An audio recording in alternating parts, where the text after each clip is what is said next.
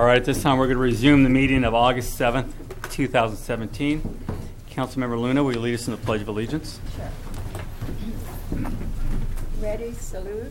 I pledge allegiance to the flag of the United States of America and to the republic for which it stands, one nation, under God, indivisible, with liberty and justice for all. Thank you very much. Roll call, please.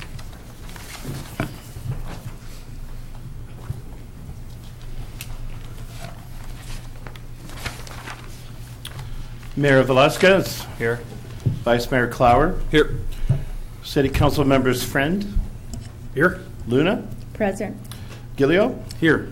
City Manager Avera. Here. City Attorney Diaz. Present. Chief of Police Westrick is not here. Lieutenant Dan Wynn is here. And City Clerk Thomas Graves is here, finally. Thank you, and welcome back. Thank you. Verification of agenda posting. The agenda for the City Council of the City of Hollister meeting of August 7th, 2017 was posted on the bulletin board on August 4th, 2017 at 8:47 a.m. for Government Code Section 94954.2. Thank you. City Attorney, you want to report out from closed session? Yes, Mr. Mayor, thank you. There were two matters that were discussed in closed session. The first matter related to potential anticipated litigation involving the 400 block referendum issue. And the second matter that was discussed in closed session was the Award Homes versus County of San Benito and City of Hollister pending litigation matter that is currently on appeal. No action was taken on neither of these items. Thank you. Thank you very much. All right, we're going to move forward to the second quarter Employee Service Awards. We have 3 recipients today. First one is Mr. Prado. Right? All right, Mr. Swanson will be.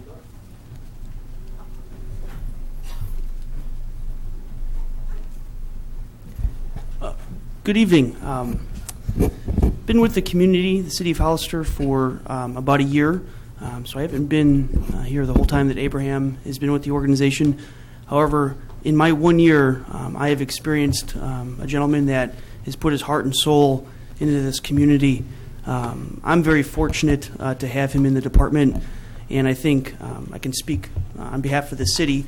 We're fortunate to have him on our team. He does wonderful things for the City of Hollister, and I'm sure glad he's with us.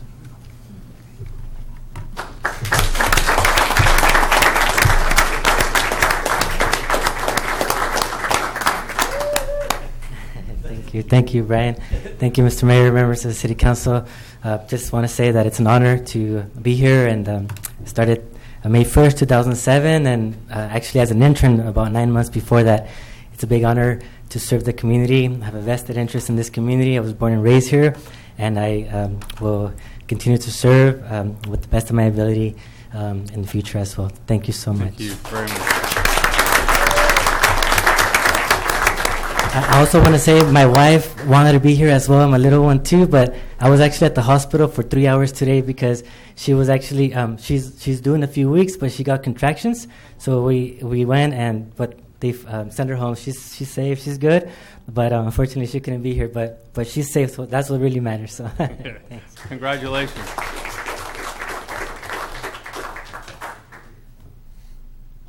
Okay, next we have Officer Vitalich? You pronounce it. Vitalich. Yes? Teresa's been with us for 10 years. She's been a detective, a field training officer, a grade officer, meaning she also teaches grade as well. She's an SRO, school resource officer currently. She's done a lot of great work for our community. So thank you for your 10 years.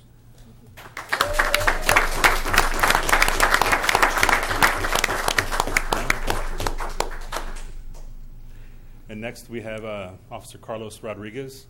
He also has been with us 10 years. He's also been an FTO, school resource officer currently. He's been a detective as well and done 10 years of great work for this community. He's a range master, the best one I've seen in my 25 years. He's great. Excellent. So thank you for your service.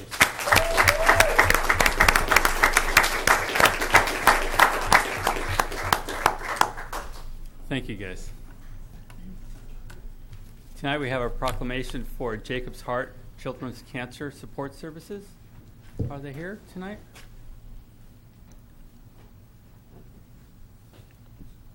No? I guess not. Okay, well, I will read it from here then. Whereas each day, 42 children in the United States are diagnosed with cancer, and more than 40,000 children undergo treatment for cancer each year. And now, therefore, I, Ignacio Velasquez, Mayor of City of Hollister, do hereby declare September as Childhood Cancer Awareness Month in the City of Hollister, and do hereby honor Jacob's Heart Children's Cancer Support Services for 19 years of outstanding support to our community, and acknowledge the organization's contributions to Childhood Cancer Awareness Month, honoring children with cancer in our community. And thank you very much for all you do. Thank you. I'll keep this here, and then we can get it to them later. Thank you very much. All right, we're going to move forward with the consent calendar. Are there any items council like to pull? Yes, Mr. Mayor. I'd like to pull number 1 title. The title, Reviewing Applications. Number 1? Mm-hmm. Okay. Number 9, Mr. Mayor? Number 9? Number 6. Number 6? Is that it? Are there any from the public? No, sir. Thank you very much. I'll make a motion that we approve the consent calendar as amended. There's a motion. Is there a second? Second. Motion second. All in favor? Aye. Aye. Aye. Motion carries. We'll move to item 1. Yes, Mr. Mayor, I'm just wondering if there's a possibility that we can actually postpone any action on this, on number 1, in reviewing the applications of the Planning Commission to the next meeting. Okay. You'd like to continue to the next meeting? Yes, that would be my recommendation. Okay. Is there a question? That would be August 21st, right? We have Right. another meeting next week, but that's a special No, meeting. that would be the August Okay, 21st. thank you. If we continue it to the 21st, will we have enough time from the 21st to the Planning Commission's meeting to actually get my planning commissioner? So one of the things that we were just looking at, and I will be able to report back to you as soon as what's actually on the agenda. We may have a fairly light agenda, Planning Commission agenda in August, and I believe one of the other things that we were going to be possibly looking at is having a notice in the paper and accepting applications possibly until the end of August for the districts to see if there's anybody else that's interested in participating in the Planning Commission, which would then, the next real Planning Commission meeting would then be the meeting in September. And Brian and Abraham, do we know, is there anything hugely important coming up in August as of right now? Yeah. So we'll make sure that there's no real time-sensitive crunches for you. But I think what I was hearing from the deputy city clerk and city clerk earlier today is that there was a desire to go back out and see what kind of applications there were available. So, okay. I was agreed. I'm surprised that there wasn't more applications there. So it'll be re-advertised, and we'll have the application deadline like August 31st, unless we change our minds on the 21st. And there's 3 districts that are open. There's 3 here. 4. Yeah, I think there's 3 there's 3 or districts 4. citywide, 4 and 3. Yeah, so 3 districts District 4 total, and District 3 3. total positions. Right. Oh, and then we're also going to be advertising for some vacancies in Park and Rec, and then also the Youth Committee. Okay. Do we have any speaker cards from the public? Yes, sir, we do. Did we take the vote? We have not. Not yet. Oh, not on this item. I'm sorry. So the request was to move it, continue to the 21st? 21st. 21st? Okay. There's a motion. Is there a second to continue it? Motion. Second. Motion second, all in favor? Aye. Aye. Motion carries. Thank you. Go to item A6. This was Mr. Friend's request, and I'm not sure if he had a specific question that I can address. If not, I will do my best. And then we also have Sarah from the Water District here if there's another sort of discussion. Well, my question was, why are we paying this to Santa Clara County? How much water do we get out of the Pacheco Reservoir? Oh, actually, what it is because it's a shared facility. So we're just all the water district is doing is asking for the city's support in making the application for this water project in the Pacheco Reservoir. The application is actually it's from all of us, the water district, the city of Hollister, and Santa Clara County. So, and we do get benefit from the Pacheco Reservoir. So, and we're looking at $268,000. No, it's $800 million. Yeah, it's a large sum of money from the Prop. Is it 1B? Yeah, Prop 1. So it's really just support of that application to make those improvements to increase the size and capacity, I think, at Pacheco Reservoir. Okay. So I have a couple questions. Sure. They're looking for 800. Are we going to be part of that bond, paying for that here locally? No. Okay. The other issue I have, and I want to, what's been bothering me for a while, is this issue of these facilities and then the public can't use them. So before I can support something like this, I want to make sure the public will be able to use it to go fishing there and any other recreational activities. I don't want to get in the same situation as San Justo, where the public, we do something, then the public can't use it later. So I want clarification on that. Matter of fact, I want to see San Justo open before I even start talking about another reservoir. As part of the grant application, that has not been determined yet. What this resolution is looking for is support of the grant application for the Prop 1 million. Santa Clara is the lead in this. The water district has participated to make sure that San Diego County has a voice and that the interests are looked after in this. There's the hope that there's the possibility of up to 50% funding of this facility. So all of those sorts of details and the benefits of the cost allocation have not been determined, or the use for recreational facilities have not been determined as of this point. So, Mr. Mayor, I have a few comments when you have a moment. I'm sorry? Oh, when you're ready, I have a few comments. The concerns I have, again, are where we're at with San Justo. I know it's a different reservoir.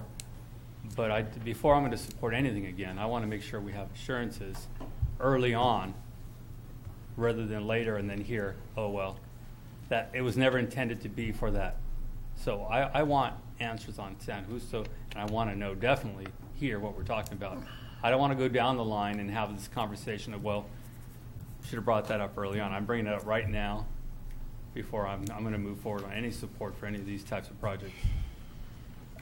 Councilmember Gilio? This is a super important project.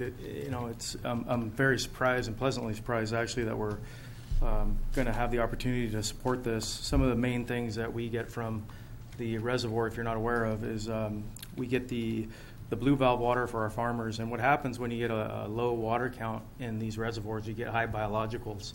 The high biologicals cause problems for the farmers. What this is going to do, it's going to do a few things. Number one, it's going to keep that water level a lot higher. We're going to be able to utilize that water. Number two, and most importantly, just last year, granted it may have been a 100-year flood. However, the flood out in the Lover's Lane area may be prevented by this sort of reservoir. What this is going to do, it's going to even out the flow instead of having these max flows and having that danger of the Pacheco Creek overflowing again. I spoke with the Farm Bureau about this, and they firmly support it. And I got to tell you, I hope that we as a council can at least send a letter of support for this. I think it's a critical reservoir, and I'm surprised that, I would be happily surprised if we're able to fund it and find this money, the state, when I say we, and I support it. Okay, any other comments? Or? Well, and just to follow up on Jim's comment, I agree. There's huge flood control issues, and the Cattlemen's Association obviously needs the water. But I think the fact that we can also include recreational items out there would enhance that whole area. It really would. So I would agree with what the mayor is saying. We should look into adding that, or at least having a say into that part of it. I'd like to see that. I don't know how much larger they're going to make it. I'm not sure. It's quite a big project. It's going from- Sounds like it for It's actually $800 a whole million. reservoir. It's separate from. It's going from 6,000 acre feet to about 140,000 acre Oh, feet. wow. So, yeah, it's significant. So it's very significant in terms of water supply and water supply reliability. It has impact to groundwater and groundwater sustainability. The other issue is it does solve a problem in terms for the county and LAFCO in terms of the Pacheco Pass Water District, because there are currently repairs that need to be done on that facility to the tune of about $2 million that the Pacheco Pass Water District doesn't have the funds to do. So by participating in this grant application, and if this is successful, that would help in that situation. If those repairs aren't done, it is possible that the State Department of Dams would revoke the license for them to store water. So it is an important water supply for our county and in the north area. So, And I would agree it is. I just want to have those assurances up front, so we're not in the same situation as we and got into here. So yeah, I'm no, sure it's a simple thing to take care of, and I think Santa Clara County would agree. They're using all their facilities for recreational use. So I don't see the problem there. I just want to be aware and make it clear that that will be part of it. Yeah, and I hear your comments. I just know that at this part in the process, that has not been determined. So When will that be determined? I would assume when the grant is done and further feasibility studies are done. So my concern again is that if the grant is approved and it's decided, no, we're not going to use this for recreational activities, is that too late down the road? It just hasn't been determined. I mean, the cost part of that hasn't been looked at. That part of the feasibility hasn't been done. Thank you. Any other public comment? Can I speak on this? I'm sorry, I wasn't prepared. Marty Richmond from Hollister. Could we just send a provisional approval and say that we are approving this, provided that the plan includes a review and our feelings that we want it open for recreational purposes, so that we send something official to Santa Clara. I understand the problem here. They're the big dog, and we're nothing. Okay, that's the truth. They didn't ask us what we think about it. They just said, "Why don't you support us, and we'll just do it." Well, we ought to bark a little bit. We ought to say, "Yeah, we're willing to support you, provided you make a good faith effort." Now, we can't guarantee it because we don't know what the rules are going to be as far as the water district's concerned. But we should say, provided you make a good faith effort to maximize recreational use of these facilities. That's just an idea I have that may get us what we want, rather than just worry about how they're going to handle it administratively. Thank you for your time. Thank you very much. Any other speakers? Okay. No, sir. I think. Well, is there a time? I'm ready to make a motion. Is there a time? Maybe she can answer the question. Is there a time this is going to come back to us? Well, no, because I think that we should also keep in mind the bigger picture here. I understand that there's a need and a want for a recreational facility, but at the end of the day, what this is doing is allowing us to make sure that we have a sustainable water source. right, for this community, and making sure that we have obviously a safe reservoir or safe dam up there, and also groundwater recharge. Again, making sure that we have the things that we use that particular water for. I would hate to have this, because the city of Hollister is a pretty small fish in a pretty big pool, to have us not pretend like we're being supportive and cooperating with our other local agencies as we help our local agency to the north apply for these grant funds by saying that, oh, by the way, we're not going to support you unless we have a recreational component to this, because I'm not sure what recreational component there is up there right now. Has any of you folks been up there? I think it's almost nearly impossible to get to. Okay, so I mean, that's the other thing about this. It's a facility, and if at some point in the future that facility can be accessed by the community safely, then we would assume that would be something that we would want to do. I just want to make sure that we don't cut our nose to spite our face on this opportunity to get something better. I don't think we are. This is going to be a very large facility, and I'm sure Santa Clara is going to include that. But I feel more comfortable if we, as mentioned, that we do note it. That's what we would like to make sure it's being included. Not a big deal. And again, I'm sure Santa Clara's done a great job at providing recreational facilities on all their reservoirs. So I think if we can add that to the motion, I think it'd be very helpful for all of us. All right, is there a motion? Yeah, I'd like to make a motion that we approve item 6 as amended. Second. Motion is second. All in favor? Aye. Aye. Aye. Motion carries. Thank you very much. We will go to item 9. That was Councilor Gilio, right? Yes. Good evening. Hi. Hi. How are you? I'm good today.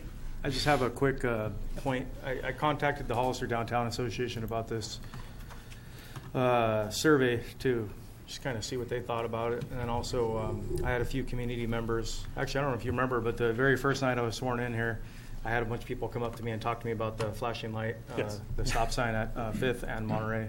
I'm sorry, 5th and San Benito. Everything looks great, and the suggestion that was brought up from the community and from the Downtown Association, since we're going to, according to the report, and correct me if I'm wrong, we're going to deactivate the signal at 5th and Monterey and take it down, take out all the control boxes, and install stop signs. Is that correct? The plan for 5th and San Benito would be to remove the poles. We would keep that's otherwise known as the mast arms, and keep the poles up, keep the safety lighting, the luminaires up. All the traffic signal equipment would be removed. Because we have a recent art project on the controller box, we would remove the computer equipment that's salvageable inside the box, keep the box there so that we're not destroying some artwork, and it would no longer be a flashing red, but it would be a four-way stop. We would the plan would be to sign the intersection, let people know that the flashing red's going to go away. We'd put some additional stop signs up so that people know that it's a stop sign. Put some stop legends down on the ground so that, again, it's a standard four-way stop. The poles that can stay would remain, and so that we actually have a poles for street name signs and stop signs and and whatnot. We have a security camera on one of the poles that's definitely going to remain. Understood. With that being said, let me just get to my point, and then maybe this will go a lot faster, Sure. or maybe not. The point was we have a stop sign or a stop. We have a signalized intersection at 4th and San Benito. Right. Then we jump over to 5th and San Benito. We have another signalized intersection. Then we go 3 blocks to South Street, and we don't have any control of any intersections. The point that the folks were making that they would like you to consider and for us to consider is, since we're deactivating that stoplight, moving the actual four-way stop to 6th Street. And then that way you have 2 blocks in between. You have 4th Street, and then you have 6th Street. You have 2 blocks so people can ramp up their engines and then slow down again instead of going for 3 blocks, because if people complain about speed from 5th Street to South Street. So if it's in the middle of the block, they would like us to consider that, and I want to get your thoughts on that, why that would be a good or bad idea. Okay, so the traffic analysis that was done for that section of San Benito Street also looked at the warrants for a stop sign, a four-way stop sign at 6th in San Benito. The warrants were not met. There's just not enough traffic. That was assuming that there's a one here at 5th as well, though. The difference is that the delays and the traffic congestion that's being done, that's being experienced at 5th and San Benito, is not caused by that stop sign.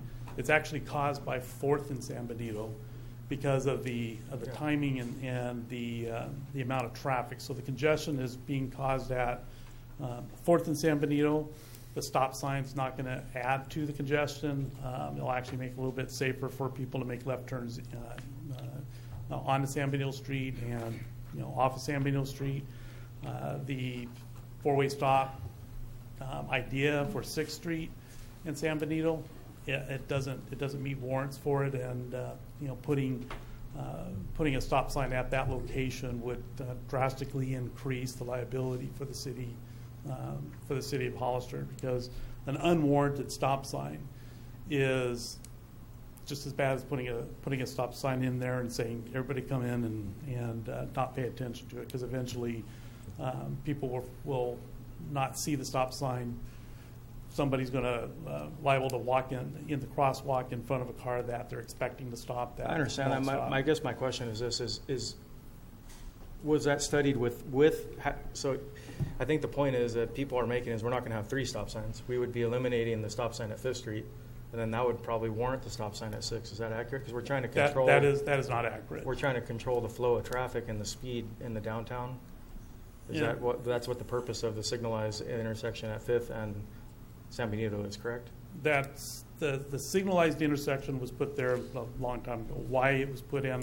I'm talking the four-way. I'm sorry, the four-way. The four-way stop sign was put there because we already have a need for the stop signs, the four-way stop at 5th and San Benito, because it will make it better for people to get onto San Benito Street. 5th Street is much heavier, much more travel on it, many more trips than 6th Street does. And they're basically saying that the keeping it at a four-way stop is appropriate for 5th and San Benito. One question: do we talk to the fire department? Is that important for them, 5th Street, to have a controlled intersection there for you guys? Yeah, it provides a level of safety for the intersection, because it is busy. So when you guys head out, you go straight down 5th Street? And no, not normally. Okay. Well, what I don't. I can, Okay. going back to the history of this. Thank you. This was part of the traffic calming. It's pretty much what the first study we looked at talked about. It's worked great. Mm-hmm. What's happened at 5th and San Benito Street has changed downtown. Mm-hmm. I can remember cars racing through there all day long, running the red light, or just trying to get to the next point as fast as they could. It's changed downtown. I think the bulb out as we do those on 6th Street will help also, and on 7th and so on. The plan has been working great, and I'm happy to see that we're going to go to a permanent four-way stop sign now. My question is, the stoplight at 4th, I see they're going to recalculate the timing on that stoplight at 4th and San Benito was the recommendation here. And I also recommended replacing the poles, and I didn't really understand why we would replace the poles for $160,000 or so. What was the reason behind that? It's estimated $175,000, and the reason why you need to replace poles is because as the mast arms get longer, that requires more structurally beefier pole to hold those mast arms up. The ones that are there now, they have short arms. We would have to extend the arms even further, put new arms on there. But that's why I'm kind of confused. Right now it has a left turn on there, so why would it have to be extended any further? It's Well, because in order to get the additional capacity and to alleviate the timing and create a better operation of that signal, in order to be able to put the correct alignment of the signal heads, it does require replacing the signal. Basically, the entire signal equipment would have to be moved, and so that's why the analysis showed that it's going to need new equipment, new poles, new mast arms, new signal heads, pretty much the whole 9 yards for that signal. What we don't have to do is dig up the street and put new conduits in and all the other stuff. Otherwise, the signal would be much more than $175,000 to replace the entire signal.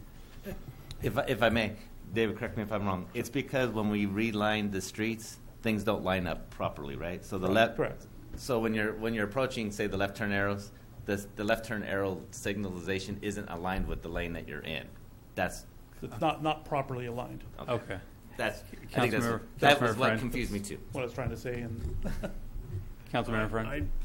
I disagree with the logic, though, on the stop signs at 5th Street. If you move those four-way stops to 6th Street, people would go down 6th Street like the people that are going on 5th Street now. The reason it's heavily trafficked is because there's a light there. And it's easier to make the left turn on San Benito or a right turn on San Benito. If you move that down to 6th Street, it's the same traffic. You just move it 100 yards. The same amount of people are going to be on San Benito Street. The same amount of people are going to be on 6th Street. What? Well, the difference is that there's a lot more businesses, government offices, other businesses that have a lot more people. A lot of people go in and out of City Hall. A lot of people go in and out and make payments to our payment center. A lot of people visit the restaurant on the corner, Hollister, the Hollister restaurant. And so there's a lot more businesses that are drawing the traffic onto 5th Street. And what would happen is if it's going to be more difficult to get out on 5th Street to make the left turn, people are going to be going through the alley, the parking lot behind the vault, the alley by Briggs Building, and doing a lot of shortcut traffic or a lot of traffic in places that we're not expecting it. And so will that traffic move to 6th Street? A little bit will, but not all of it. And it won't be equal to the 5th Street intersection. But I thought the idea was to slow traffic down on San Benito Street. It is, and like we Jim have. says, we got a 3-block racetrack right now. And trust me, if you're doing something at the Vets Hall, you'll see it, because it's a racetrack between those two stop signs, 5th Street and South Street. And why not move it using a block and change that? Using stop signs for speed control is not the right idea. That's not the way to handle speed. What happens is people driving faster between stop signs. So if you're trying to slow traffic down, traffic will stop. If they're stopping at an unwarranted signal or unwarranted stop sign, such as 6, what will happen is they'll stop stopping. You'll see more and more California stops. And then eventually what happens is people, they'll forget to stop because they don't have to stop. They don't ever have to stop for people on the side streets because there is not that much traffic on the side streets. 5th Street there is, and that's one of the reasons why that stop sign will remain on 5th Street. So, the congestion at 5th and San Benito is, again, it's not caused by the four-way stop. It's caused by the signal timing and the intersection of 4th and San Benito. Keep in mind that eventually in the next year or so, North Street or Buena Vista will become a through street from San Felipe to the west side of town. It's anticipated that a lot of traffic that's making the right turn on 4th Street will make a right turn on Buena Vista. You'll probably get rid of maybe 50 to 60% of that traffic. people making left turns from 4th Street onto San Benito Street will be using Buena Vista. Again, 40 to 50% of that traffic will probably make that change to Buena Vista. That will take traffic off that intersection. Will give us an opportunity to really look at that intersection and make sure that what we design out there for new traffic signal equipment will be appropriate for the roadway. So moving the four-way stop down, that's not a good idea. It's played out and looked at in the study, and putting a four-way stop at 6 is not supported by the study, and therefore it's not warranted by the study. Again, I think part of the answer to that is when we finish the project in downtown with the bulb outs, that's really going to change the flow of traffic, slowing it down, make it much safer. Or if we can go to the idea, at least painting the lines of where the bulb outs will be, so those people crossing do feel a little more safe crossing. And again, I've seen a major difference since this project has happened in downtown. Mm-hmm. People racing through, and unfortunately they do continue to race, but it has slowed it down considerably. And it is very busy at 5th and San Benito, and it was very dangerous. So I think the study got it right. I'm just a little concerned about the 160,000, 70,000 for the light, but if it's not in line, I understand what the point is now. What's the project timing for the improvements at 6th Street to mitigate the speed of traffic? Well, we've done the restriping. The next phase, once we remove the signal equipment at 5th and San Benito Street, and once City Council authorizes staff to proceed with that project, would be to evaluate the bulb outs, narrowing the street with landscape bulb outs. It also would provide an opportunity for restaurants and whatnot to utilize parking in that area for outdoor seating. It would also provide a traffic calming effect, which will, even though the traffic has been congested, it has slowed down. What we anticipated would work has already worked. Having bulb outs and other things out there on San Benito Street will also help help slow down the traffic a little bit more. The timing on that, it's all dependent on City Council directives and direction. The removal of the San Benito Street, if the City Council were to adopt this item, the schedule would be to put some advanced signing up. I already have a proposal from our traffic maintenance contractor, Bear Electric, and for $12,250, we'll be able to get all the equipment moved and things fixed out on that intersection to meet with this analysis as requests were suggested that we do. That timing, 30 days, probably within 30 days after that, we'd be able to have the equipment removed and appropriate signing and legends put on the ground. One more comment.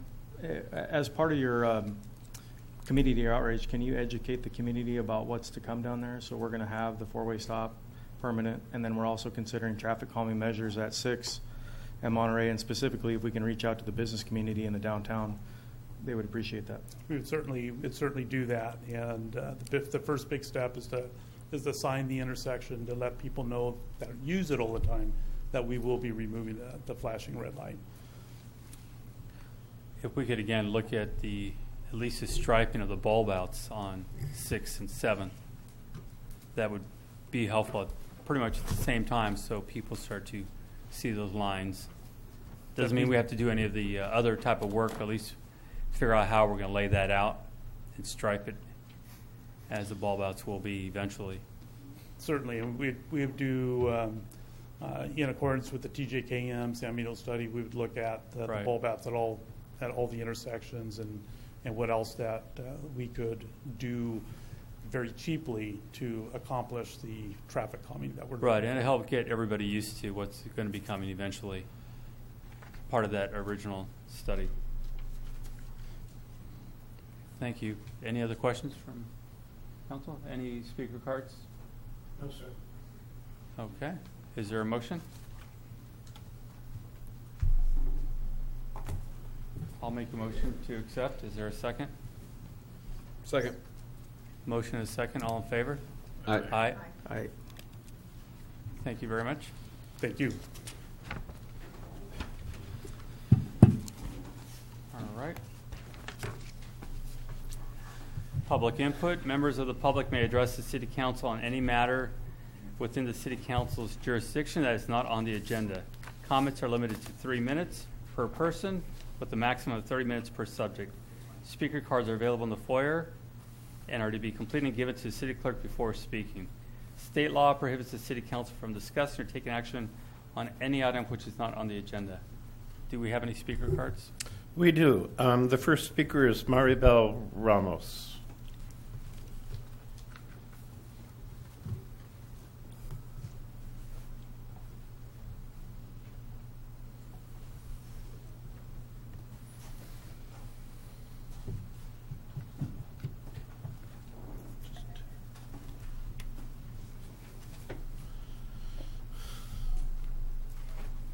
Hi again. Well, since I've been out there being homeless with my homeless people, I've been living in Backup Quick Stop, Taco Bell, on that side. And I accustomed myself to be comfortable there. And I was asking if I could get like a garbage, big garbage can, and start getting a little bit of help by bags or something of the to the public. I'm just talking about the public.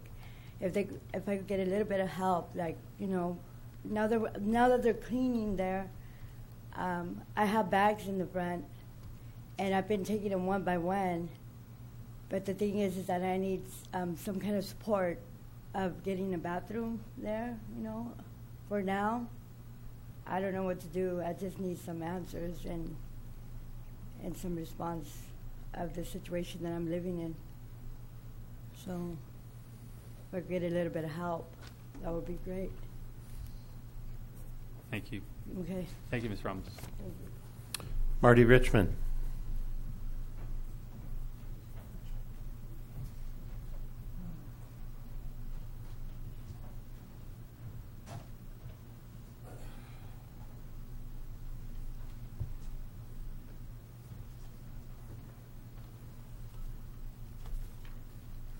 Good evening, Marty Richmond from Hollister, and welcome back. I think you'll find the majority of the city is still here, and it actually ran all the time you were gone, which should give you something to think about. And I particularly want to welcome back Mr. Graves, who I rely a lot on the city clerks to help me out, find information, and I'm glad he's back. Welcome back. A couple of, just want to bang on a few items, some of which I mentioned to you folks before. If you want to calm things down on San Benito Street, you're going to have to do something about the noise. It does not do any good for people to be going 5 miles an hour if they've got their boom boxes blasting away in the bed of their vehicles. No one is going to sit outside and enjoy the beautiful weather at an outside table if they're going to have their ears blown off. And that's what's going on. Second thing concerning that is you've got to find out where these folks are going. The folks that are causing the traffic problems down there are not shoppers. They're not stopping. They're using it as a through street.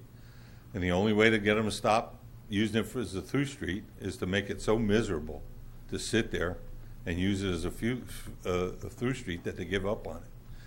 But no matter what you do, if you don't change the sound problem, you're not going to get anyone to move down there and put in the kind of operations you want to see that rely on the outdoors a lot because it's just too much noise.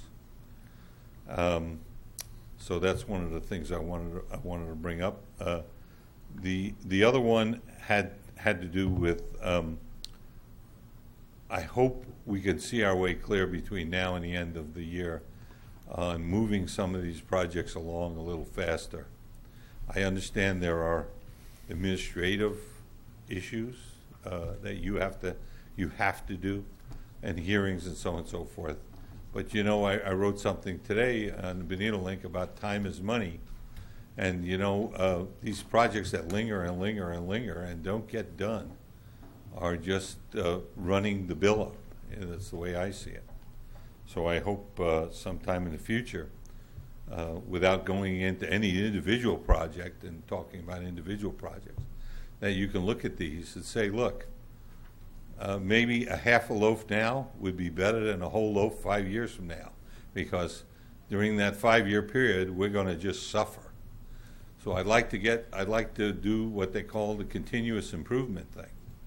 Essentially, make little improvements all the time, and especially concerning the traffic issues. I do not commute. I have very little problems with traffic. I just do it because I feel sorry for my fellow man who has to leave here early in the morning and come home late at night and is often stuck trying to get on the highway. We've got to improve our highway access. We can't force the state to fix 25, and we can't force them to fix 156 quicker than they're going to do it. But what we can do is work locally to make sure that our street patterns get finished so that we can move from one side of the town to the other. Thank you for your time. Thank you very much. There are no more speakers, Mr. Mayor. Thank you. We'll go to item D31, City Manager's Report. Just wanted to remind the council members that we have a special meeting on the 14th related mostly to cannabis. And as you move forward in this agenda, I just wanted to let you folks know that item number 51 and 52 are the same. I apologize, 52 inadvertently ended up being the same thing. So as we get there, we'll just delete item 52. That's it. All right, thank you very much. Move forward to item 41, public hearing.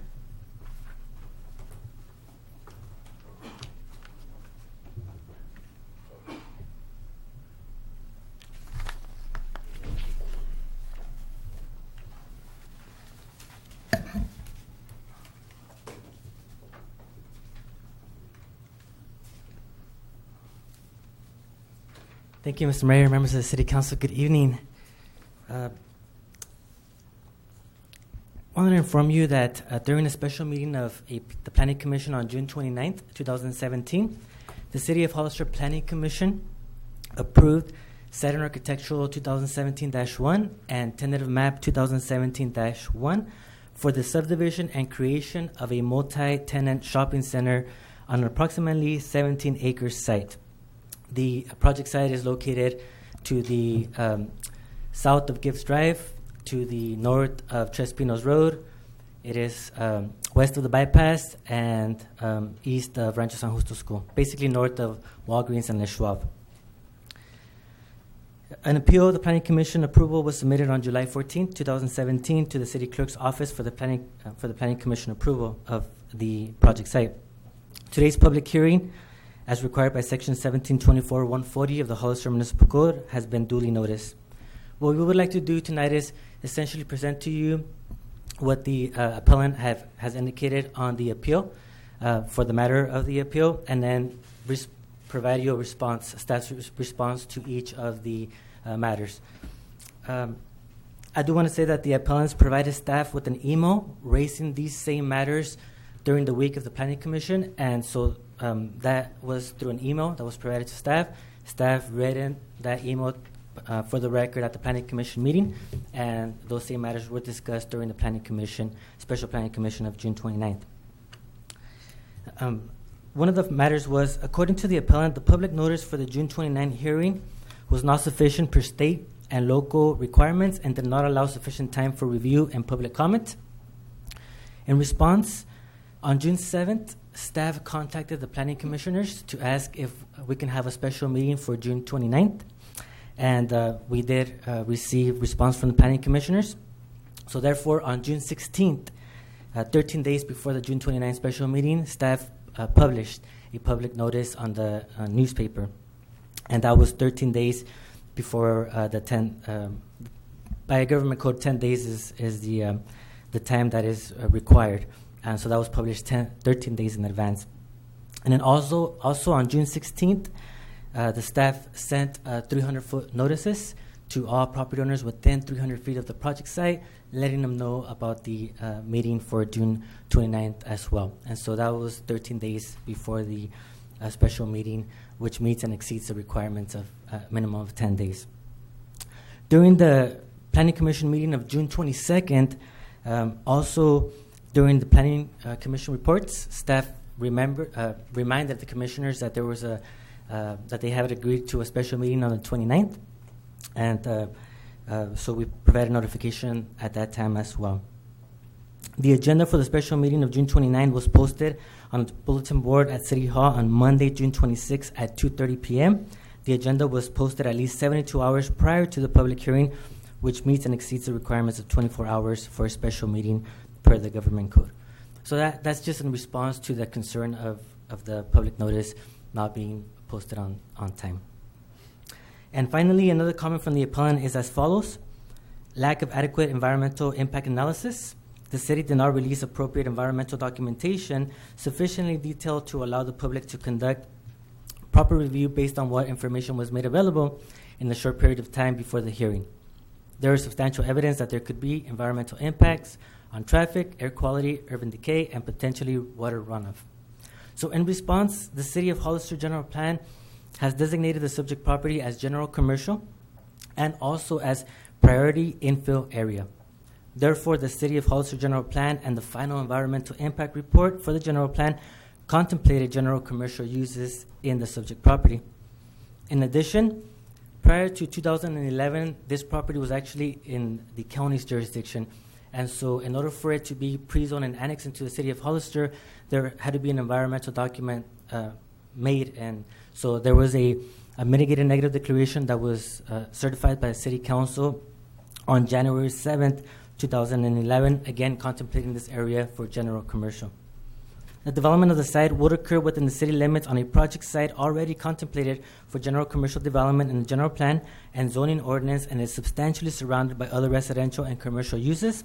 The project site has no value as habitat for endangered rare or threatened species, and the site can be adequately served by all required utilities and public services. With this, staff recommends that the City Council open the public hearing to consider the appeal of Planning Commission approval of tentative map 2017-1 and Saturn Architectural 2017-1, and that the City Council uphold Planning Commission decision of approval. Thank you. Are there any questions for staff? Have any questions from council? No questions this time? At this point, I will open it for public hearing. Do we have any speakers? None that have been required, Mr. Mayor, but I'm sure that there may be some in the audience. Do we have any speakers? Anybody wants to speak on this item?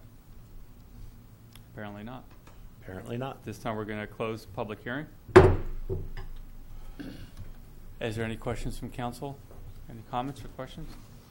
Is there a motion? So moved. There's a motion.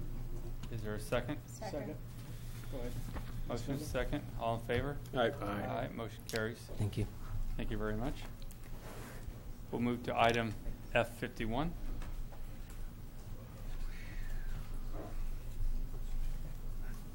Good evening. Staff seeks approval for 3 resolutions this evening. 2017-164, 2017-165, and 2017-166. Each of these resolutions affects Facilities District 1, 2, and 4. What we're seeking this evening is to assess the annual levy for the upcoming fiscal year 2017-2018 and authorize the execution of these levies and special taxes for costs and expenses related to the Community Facilities District to be collected for the next fiscal year. If you have any questions, I'd love to answer them. All right. Is there any questions from council? Councilmember Flower? Do we have a say budget on the backside about how these funds are actually being expended on their supposed use or projected use? We can provide the CFD number 1 and CFD number 2 are for police and fire services. CFD number 4, however, reflects public services as it relates to taking care of subdivisions. We can definitely bring back more of a detailed budget. I don't necessarily need to see it. I just want to know that it exists and that we're using it, because there's a specific reason why the funds are being collected. They should be expended on whatever timeline the city deems appropriate. Right, and I think what our next sort of normal operation is going to be at the end of the year before our fiscal, as you adopt the next fiscal year, you're going to be also doing an adoption of the report on how you spent the previous year's money. That's going to be a regular, ongoing sort of thing, something that we probably should have been doing, but at least with CFD 1 and 2, you know that you're only collecting about, Brett, what is it, about $800,000? It's about $800,000 for police and fire, so it's pretty easy to show where that dollar amount is going in your annual operating budget and where it's being spent. But Brian's correct. When we get into CFD 4, it becomes a little bit more complicated, and where you are collecting different amounts of money from different projects, we need to be able to show where that's being spent. So that's what you will be doing from here on out. Thank you. Okay, any other questions? Any speaker cards? No, sir. Okay. Make a motion that we approve resolution 2017 164, 165, and 166. All right, there's a motion. Is there a second? Second. Motion is second. All in favor? Aye. Aye. Aye. Motion carries. Thank you. We are striking item 52. Duplicate of It's the 51. same item. We'll move to item G61, an update on the Hollister Urban Area Water and Wastewater Master Plan update.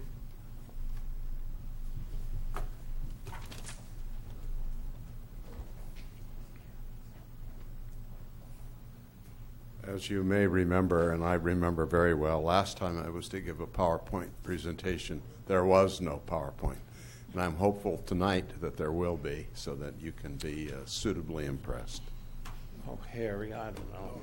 That's not going to impress us on that one. Wrong one. Wrong one. You just said a PowerPoint.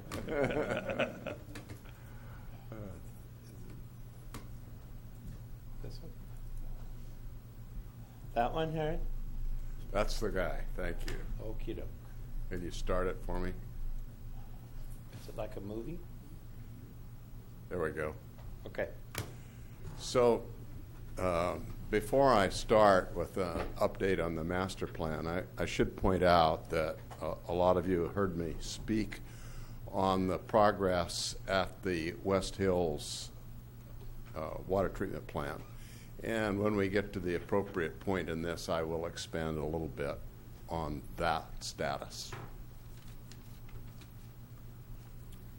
So tonight, we'll go through these items, and so as I mentioned, we'll talk about major improvements. So we'll talk about the updated water demands, which we've been working with, and Don Reidenauer from Sunny Slope County Water District was also a major participant in the development of our projections there. He's here if there are any questions. The long-term water supply options, facilities, and the recommended programs and facilities, which is what you'll be accepting tonight, and then next steps. So we've accomplished a lot. Is Marty here? Yes. There he is. Marty has pointed out on several occasions that we develop master plans and then they sit on the shelf.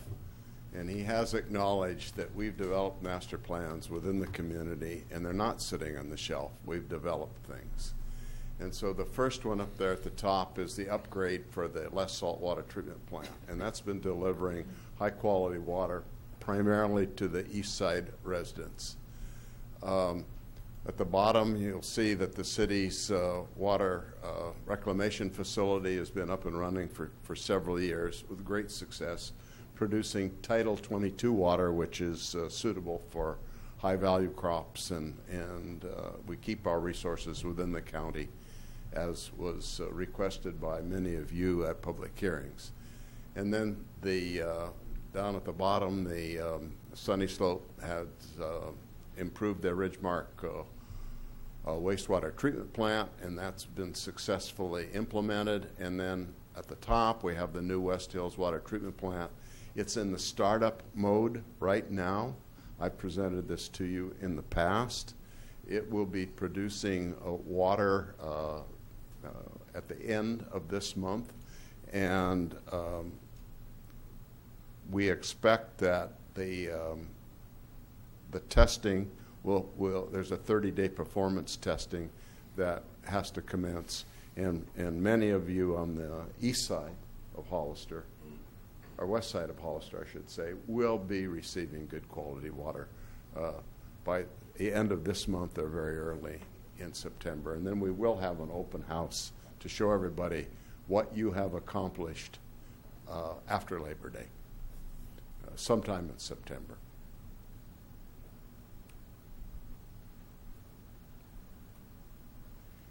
So there are other improvements. You're I think, aware of most of these. The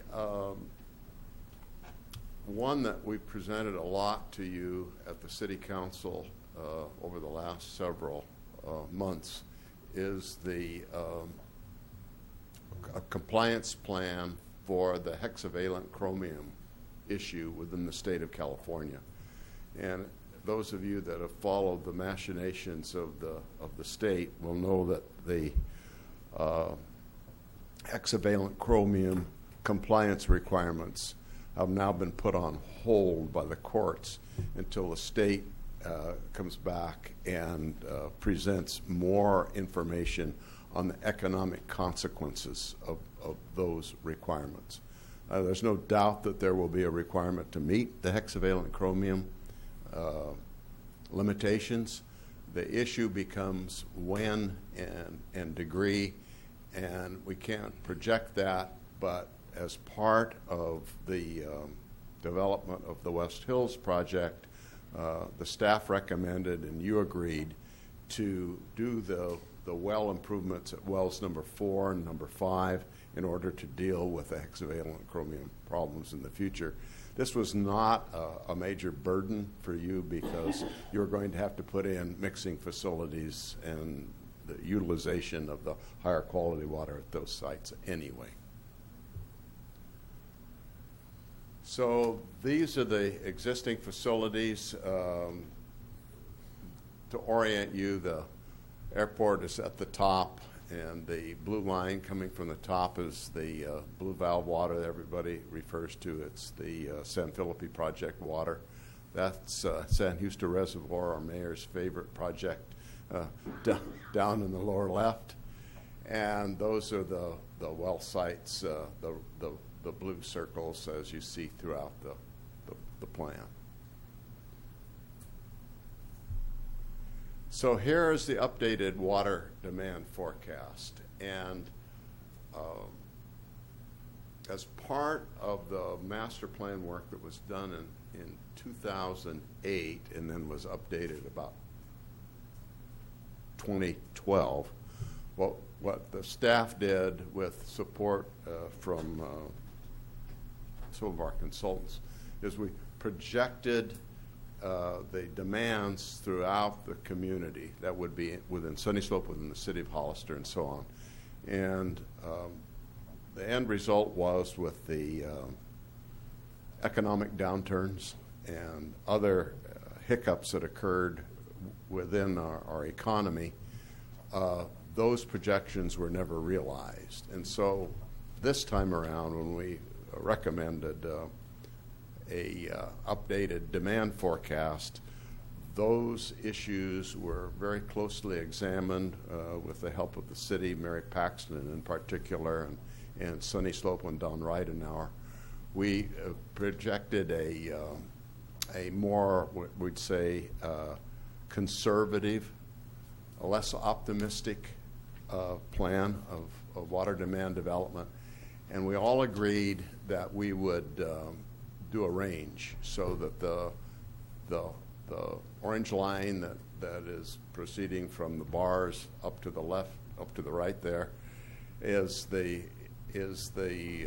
projected most likely, and then the top is the upper bound and the bottom is the lower bound. Well, as it turns out, and I think Don Reidenauer can confirm this, that the demands as we see them right now are really more closely following the lower bound line.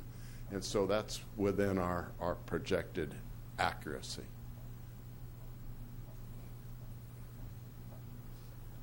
What's of interest to most of the people in the community is the water quality, and we're using hardness as a measure of the water quality. It's not the only thing. There's salt, total dissolved solids, and so on. But this is an idealized map. It's a computer model of what we have today.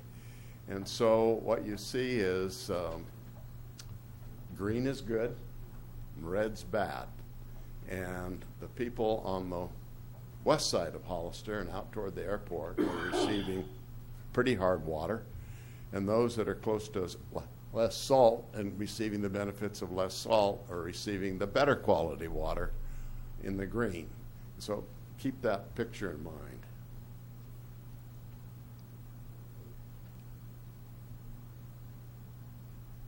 It worked before.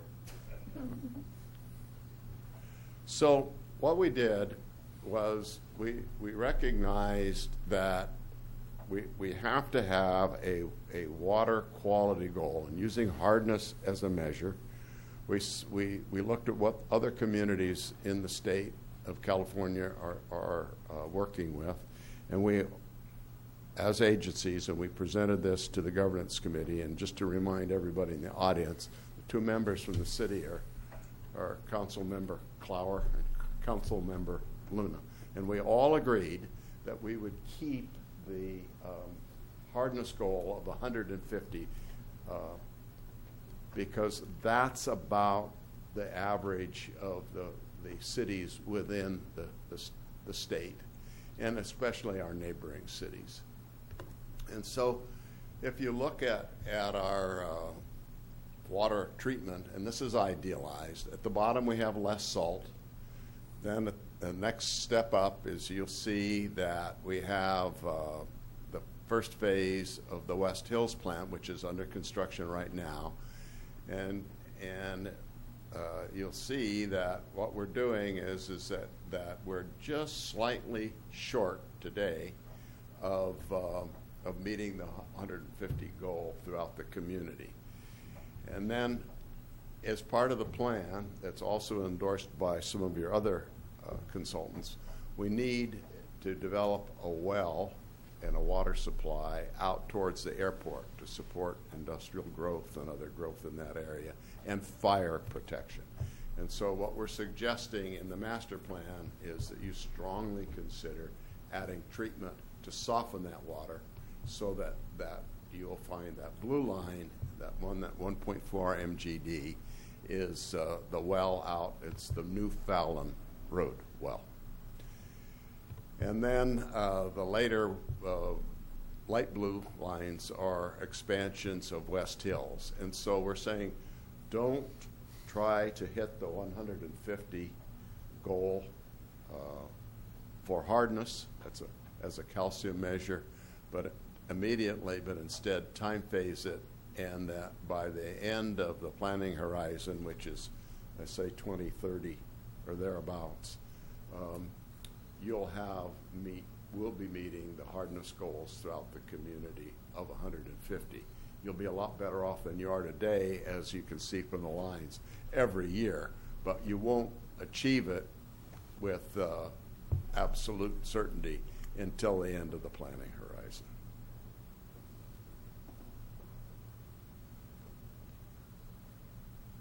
So that's refreshing your memory. Red's bad, green's good. That's the airport at the top. And what we're saying is that with the improvements that we're recommending immediately, that would be the Crosstown pipeline, the New Fallon well, the completion of the West Hills project, plus less salt. And this is without any plumbing improvements within the community. you have mostly green coverage in that area that's kind of beige, not quite red, there in the center, could probably be much reduced by just improving some plumbing.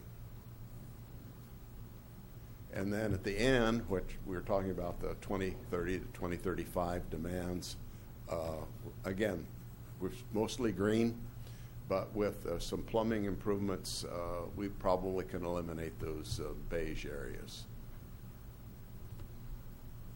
So these are the next steps. We're asking tonight that the agencies, you in particular, accept the master plan update. By way of background, the Sunny Slope County Water District has accepted the master plan update. And Don, that was about a month ago, right? In June. The San Benito County Water District has accepted the master plan update. The governance committee, represented by Carson Clower and Mickey Luna, has recommended that we accept the update as well. Then we begin further investigations of local high-quality water sources immediately. That's going to be from the North County. That we proceed with the city well number 3. That's the Fallon Road well replacement. And we accelerate the timing, if we can, of the crosstown pipeline. And then last but not least, we do some improvements for the water reclamation facility that allow some of the better use of the water for agricultural uses. And then we review the growth facilities timing and all the financing requirements probably in 2020, within the next 4 years. So with that, I'll answer any questions, and we hope that you can go forward with accepting the master plan. Councilmember Friend. What's your timeline right now for the crosstown improvements? I know you want to accelerate it. What are you looking for? Yeah, remember that some of those improvements have already been done as part of 4 and 5, wells 4 and 5. And I don't know where the timing stands precisely, but we have Don here. He can answer that more precisely. Yeah, I can. Your staff and Sunny Slope staff, we solicited proposals from design firms, reviewed proposals. We've selected, or we have a recommended design firm to perform the design. We've been drafting agreements, and hopefully Sunny Slope's board will be considering an agreement with with our recommended firm next week, and hopefully following that later this month, this council will be considering a reimbursement agreement. So we'll hold the contract, but we'll be doing it in a partnership, and so we'll pay the design firm and then request reimbursement from the city. So we have those agreements that you'd be considering later this month. So we could be started as soon as essentially late this month on the design.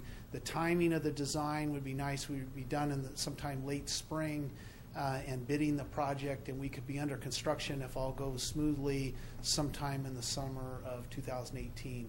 The construction timing, probably at least 6 months of construction.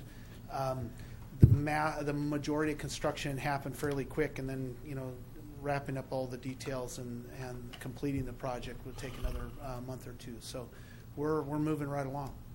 Hopefully you'll be considering that next 3 weeks. Okay. Any other questions? The question I have for you is the Chrome 6 issue. Now that we see water as we're about to open the lines, will those areas be met now? Or how soon will that? Not that there's a requirement anymore with the state, but yes, the blending will occur as planned. I think that's right. That's a safe way to just respond. Right. The issue for you will be: do you want to do the same thing at well number 2 immediately? So you'll have a little bit of latitude on choosing some timing for that. But for wells 4 and 5, which takes care of 2/3 or more of your system, you'll be blending at final production of water from West Hills. Is the blending at 2 going to require construction? Or Yeah, it's just a connection over to it. And then remember, we presented to you that there has to be the addition of a mixing chamber and a little bit of valving. We did that already at wells 4 and 5. And the facilities fit right within what exists. It's just the plumbing has to be adjusted. So we're not tearing streets up to do the blending? No, it's very minor. Part of crosstown pipeline. Yeah. So there'll be pipelines in On the crosstown, yes. Cienega and Bundesen, yeah, and it'll tie into the crosstown pipeline. So there will be construction, and it's included in what we've requested in our proposal for the design of the crosstown pipeline. Good presentation. Thank you. You're very welcome. much. Do we have any speaker cards? Yes, sir, we do. Marty Richmond. Thanks for the introduction, Harry. I appreciate it. How's your foot, Harry? Here's your stuff. Marty Richmond from Hollister. I would like you to start looking forward in one particular area.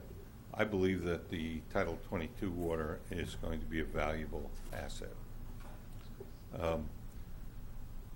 There's a saying in the investment industry called the black swan. If you see one, there's another one. So we've had a drought.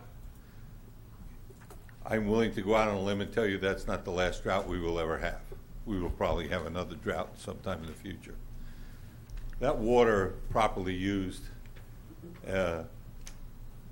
without prejudice against treated water, which human beings seem to have. They're willing to fly in an airplane, let an autopilot land them, but they don't want to drink water that's been processed through some filter.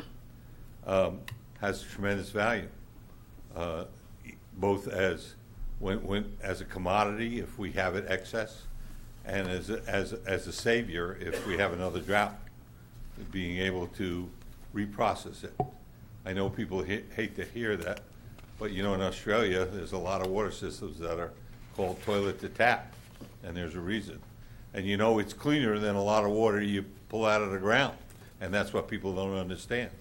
And especially in agricultural areas that have a history over many, many, many decades of people putting stuff on the ground that shouldn't have been there. Maybe they didn't know any better at the time, and it leaches into the ground. So I encourage you to start looking forward early and using our legislative representatives to get the state to start working on many more ways to use that water and for many more purposes to get the value out of it that we essentially put into it when we treat it. We take the water, we pay for it, we dirty it, we send it to our wastewater treatment plant, and we clean it. We pay for the energy to clean it, we pay for the facility to clean it, and now when it comes out the other end, I don't want it just thrown away at the cheapest possible way, because we have essentially put a lot of value into it.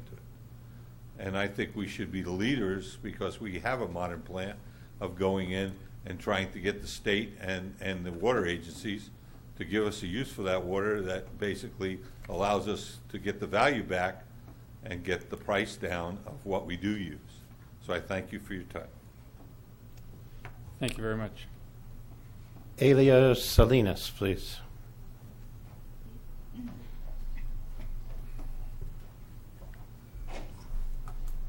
Good evening, council members. I'm really ignorant when it comes to this, but I do have a couple of questions. Whether this study has anticipated the cannabis industry that's going to be coming to the city.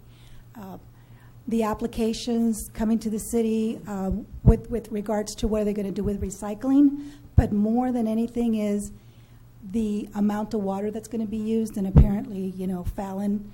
So I don't know whether they included this or not, and how long this study has started, and I don't think so. So I don't know if it's going to make a difference. Do they need to go back, adjust it a little bit because of the use that's going to be coming into the city with regards to water? Thank you. you. I can answer that question if the council desires. So we considered the demands on all the properties, vacant properties in Sunny Slopes in the city's respective districts or service areas. And so while cannabis specifically wasn't included in that, commercial, industrial uses were that I think account for that water use. Also, as Harry mentioned, and I agree, the kind of development we're seeing and the growth in our demand, we really aren't back to our demands that we were seeing back in the late, say, 2008, 2009. I know our demands for Sunny Slope are still significantly below 2013 levels, and the development that we looked at, we're kind of tracking that bottom line that you saw on that graph that Harry presented in the presentation. So I think that we've accurately accounted for it.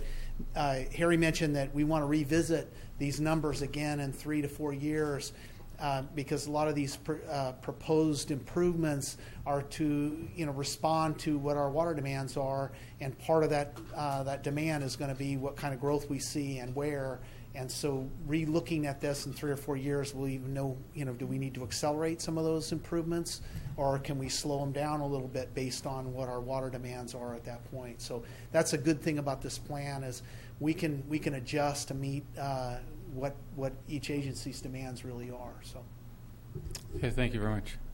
If I can just add a couple other things along with what Don just mentioned, specifically with cannabis, we have been in conversations too with San Bernardino County Water District.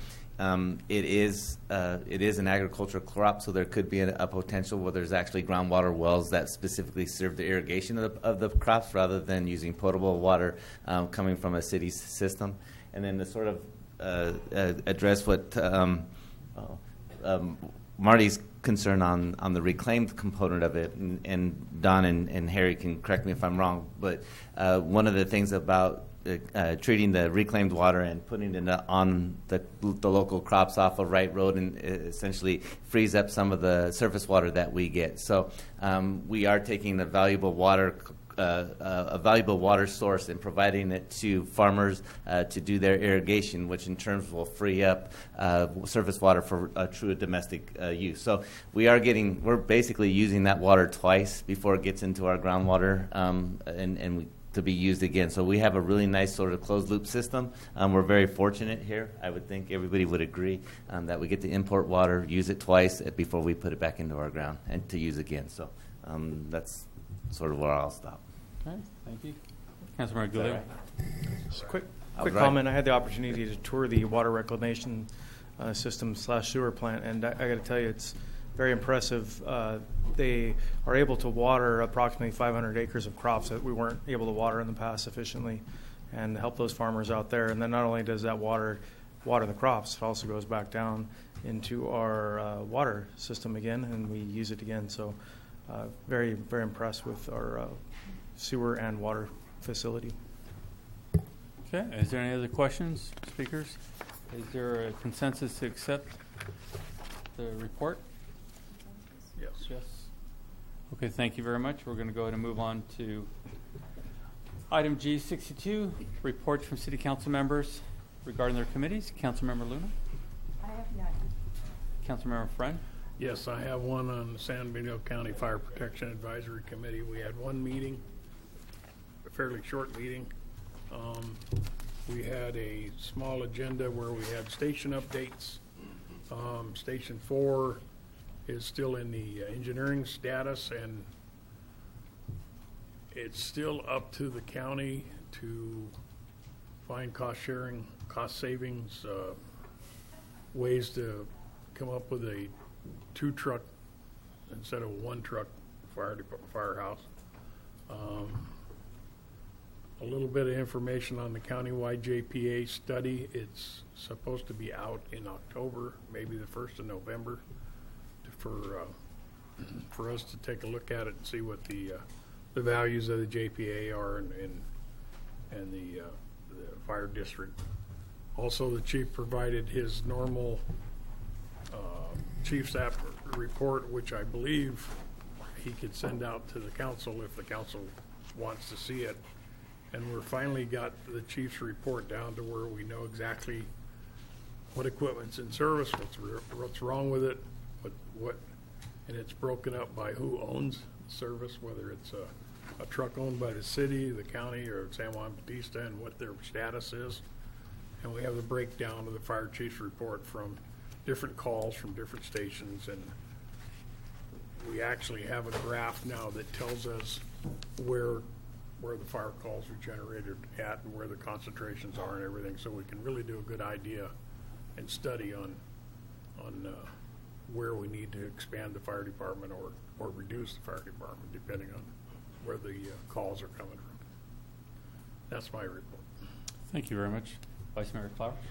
Yes, I attended the intergovernmental meeting that was on last Thursday, and the main item that came out of that meeting is that staff for definitely the county and the city of Hollister are going to be doing an inventory of road maintenance equipment to get an idea of what we have available on hand, and then look for opportunities to work together on roads that are in both jurisdictions in the same road. So roads like Buena Vista. So hopefully we'll get a good report on that at the next intergovernmental meeting, and we'll be able to come up with some ideas about how to move forward. Okay, Councilmember Gilio. Nothing to report other than I'm excited about our my first COG meeting coming up this month. Delve into COG and the traffic issues, and looking forward to working with COG. Excellent. My committees were covered already, so we'll go to item 63, informational reports from council members. Councilmember Luna? Yes, thank you, Mr. Mayor.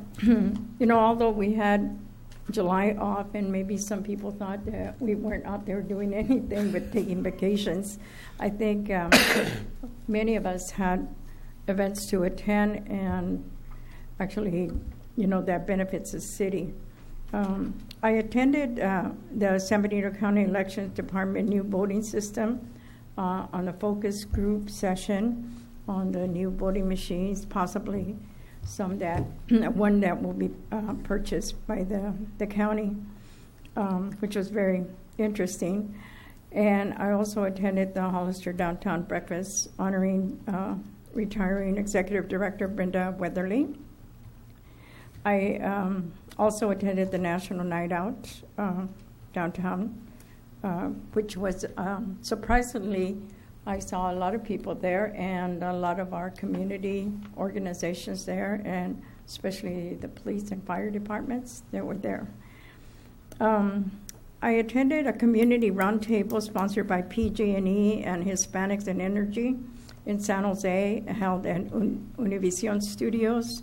Well attended by people in the energy field, and it was very interesting to see what PG&E is doing for the Bay Area, and hopefully, they can be doing as well in our region.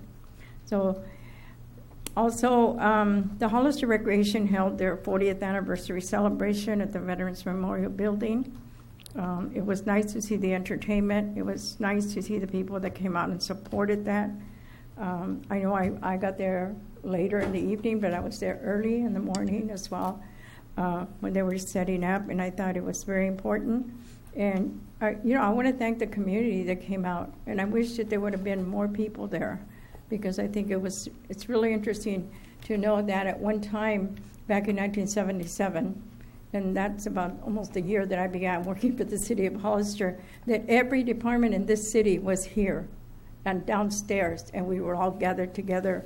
And I can remember recreation in that one little room with everything, that they had in one room, and us falling over some of the basketballs and everything else that was there.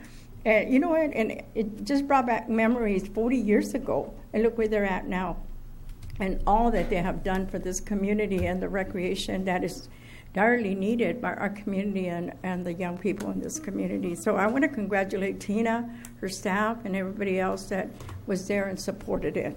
And also, Mr. Mayor, I was hoping that the city could look into an ethics committee, and maybe staff can bring that back, because I think it's very important that other cities are doing this and looking at the need. I think that I think it's time that the city of Hollister really looks at something like that. And if I could ask the city manager if a possibility for our next meeting in the 21st, if we could have an update on Panoche project and where it's at with the city of Hollister and with the fire department. So if we could have some kind of update report on that. We could do that. Thank you. Okay, Councilmember. Yeah, I do have one thing. First week in July, right after the 4th of July, the weekend after July, we started a new program here in town called Guitars Not Guns. It's a free program that's been organized throughout it's all over the nation, but we just got it started here in Hollister. We had our first meeting at the Vets Hall, and we had 22 young people sign up for it.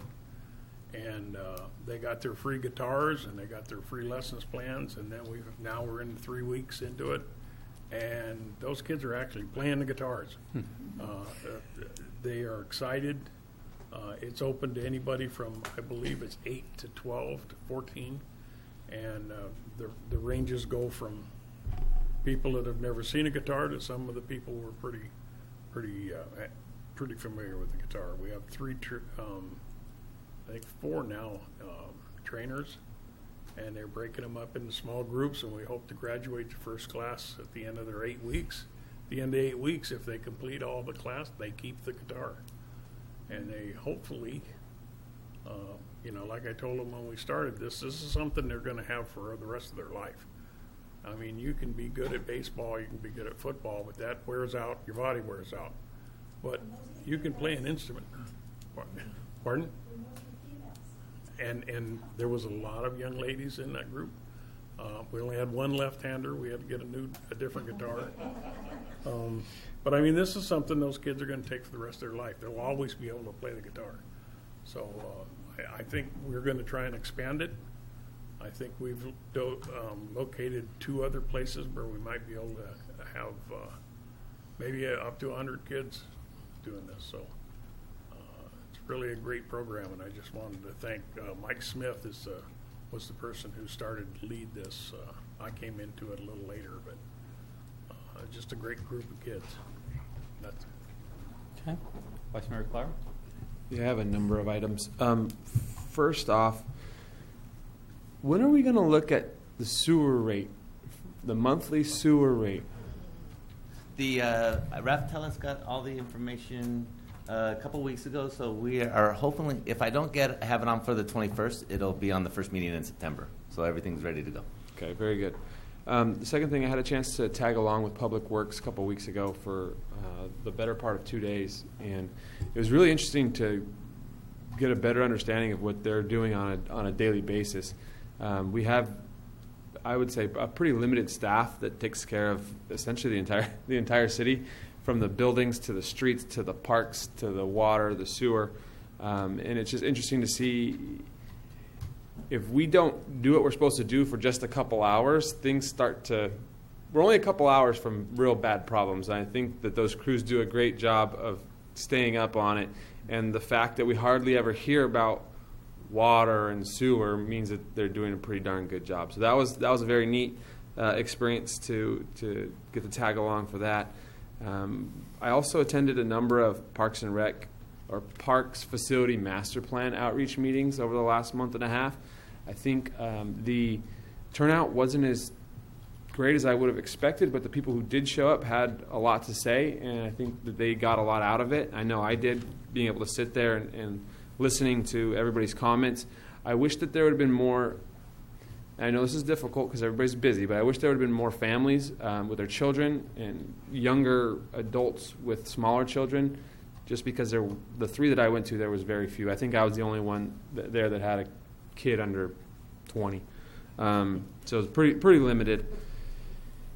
The next thing was, I just want to say thank you to everybody who contributed to the Junior Giants program. That was been going on for, I think, maybe a month and a half, 2 months, and it wrapped up over the weekend, and that was a very neat program.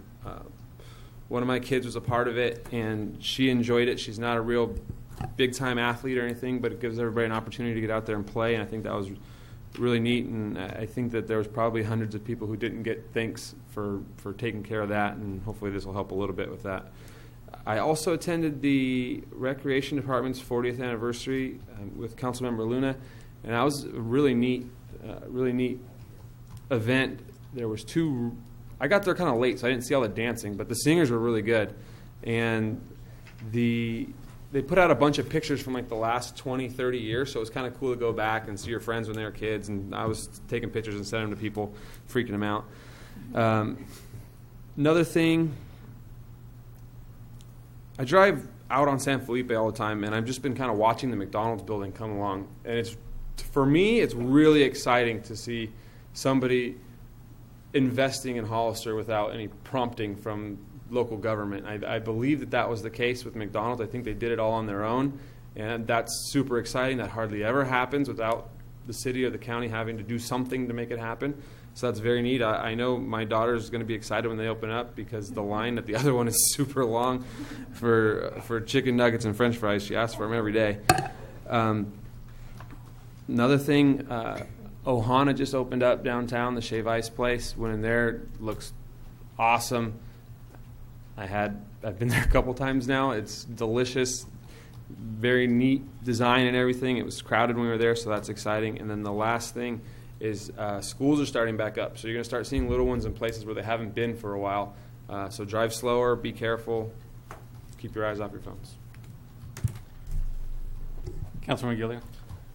Thank you, Mr. Mayor. I, too, have a long list. I apologize. July, we haven't met in quite a while. The first thing I wanted to echo was Councilmember Luna's suggestion about an ethics portion of our rules and regulations as well as a communication policy.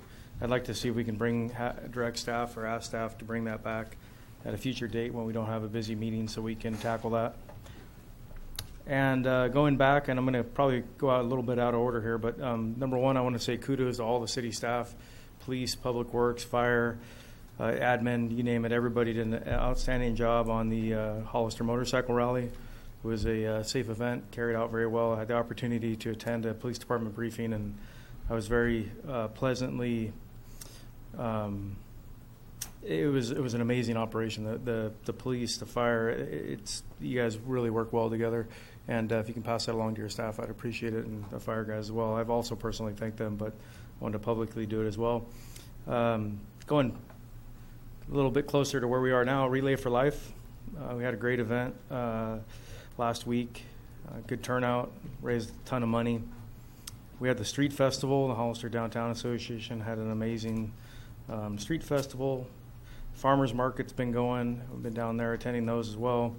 The 40th anniversary of Recreation. It sounds like I missed all you guys.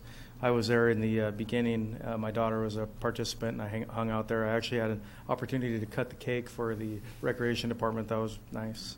Really great deal. Is that your jab? The National Night Out, we just had that. I was super impressed with the amount of city staff down there. It just shows how our staff cares, and we go above and beyond to interact with the community. The police department's out there making those connections, probation, fire. Everybody was out there. You know, it really makes me feel good to be a part of this community. I had the opportunity to tour our food bank and the upgrade that they're doing there. Super impressed. We're going to be able to serve a lot more folks and families in need. Really opened my eyes to the need in our community.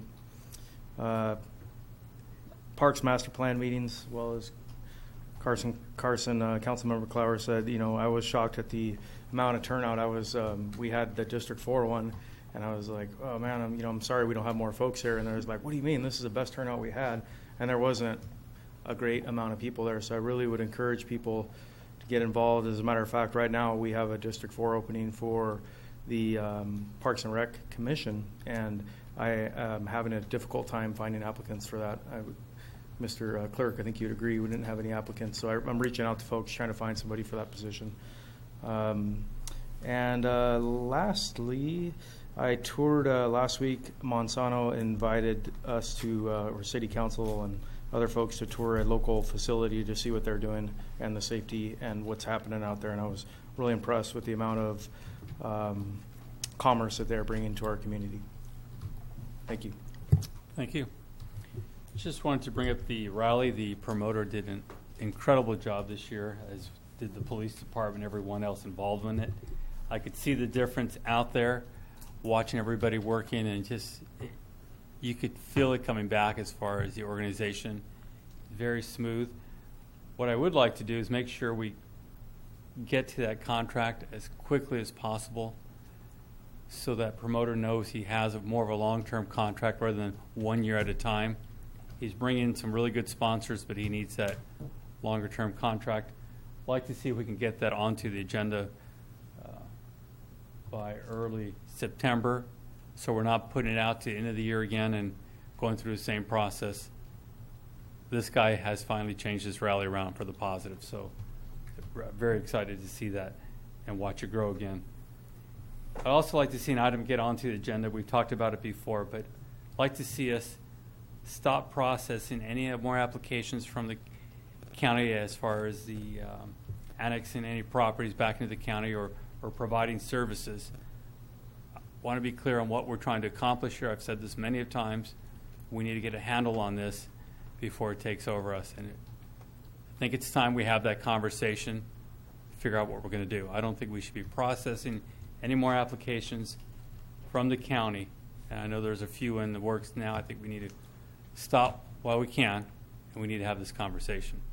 So I'd like to see that come up on an item as soon as possible. And that would be it for me. City Manager? I will tail on to that conversation before I let Brett have my spot. But the idea was to have a study session on August 28th to get the council's I think we'll be prepared to with a couple of different alternatives as it relates to what I'll just call growth management right now as a whole.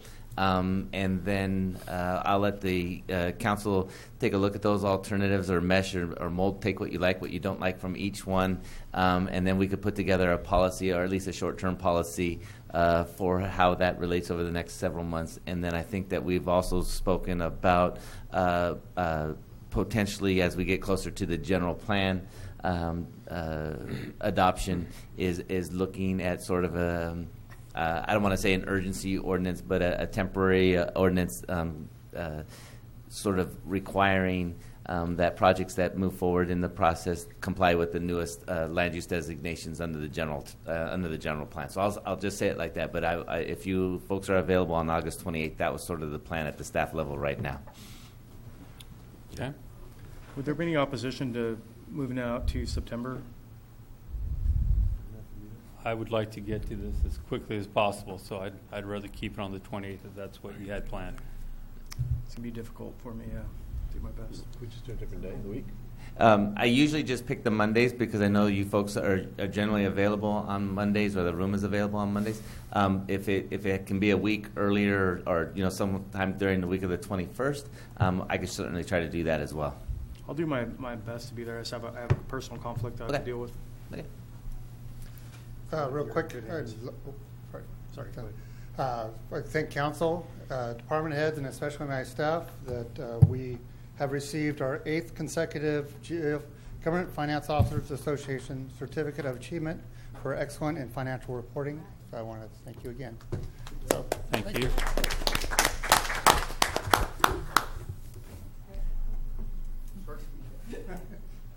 City Attorney? Good evening, Mr. Mayor, City Council. Nothing to report at this time. Thank you. Okay. Detective Wayne? No.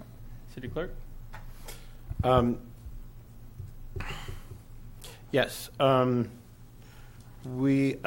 If we have the meeting on the 28th, that's going to be 4 weeks in a row that we will have a meeting here, which is fine, but it really it puts a burden on us to get these agendas out so fast. And I'm reminding people about deadlines that they've got in a week and about the deadline that just closed, and it gets a little crazy. So I just wanted to ask you to be aware of that and a little sensitive to it, if you would. Welcome back. Pardon me? Welcome back. Yeah, thank you. I also just a word. I know we're still on the TV. At least I hope we are. So, just a word about that. We've had several occasions tonight when folks are speaking from the audience, which is fine for those of us here, but if you're speaking from the audience, the folks at home can't hear you. So if at any time you want to speak, I'd really appreciate it if you could use the microphones, either the handheld ones or preferably the ones at the podium, and not do it from your seat, because it's a black hole for people at home. It's good to be back. Thank you for your well wishes, and that's all I have. Thank you very much. Okay. H, I, J, and K, there's no Move for business. adjournment. I'd like to, if we can, adjourn in the memory of my grandmother, Dolores Alanis. She passed away a few weeks ago. She was 99 and living in McAllen, Texas, where she grew up. She came there as an infant. Her father was killed in the Mexican Revolution, and her mother brought her, and she raised 4 daughters. Extraordinary, strong woman, and I'm going to miss her. 99. Wow. So thank you. That's amazing. Can I apologize after the adjournment. Can I have Brian just give one more quick announcement on another meeting? No. No. I'm sorry. So Thursday, August 17th, from 7 a.m. to 9 a.m. in this building here, we'll be having a kind of an open house for business owners, anyone from the public that wants to come and listen to what's going on economic development-wise from the city's perspective. And it's also a no-holds-barred kind of question. You know, if you want to talk to us about anything, that's why we'll be here for that. So sorry I didn't bring that up earlier. So. Thank you. All right, there's a motion. Mr. Mayor, Yes. I also, in memory of your grandmother, I'd like to also adjourn in memory of my nephew, Raul Racho, retired Air Force. He passed away in July in El Centro, and we were there, and I was just so glad to see that the Air Force turned out in full force for him. He actually passed away as a result of Agent Orange. And so, you know, we lose people, and we have lost some real dear people to us during July. So in memory of my nephew, Raul. Raul what? Racho. Racho. Okay, thank you. There's a motion, and is there a second? I didn't hear the motion, Mr. Mayor. Sorry. Motion to adjourn in the name Memory of name Dolores of Alanis. grandmother and Okay. Okay, the motion, is there a second? Second. Second. All in favor? Aye. Aye, motion carries. Thank you, everyone.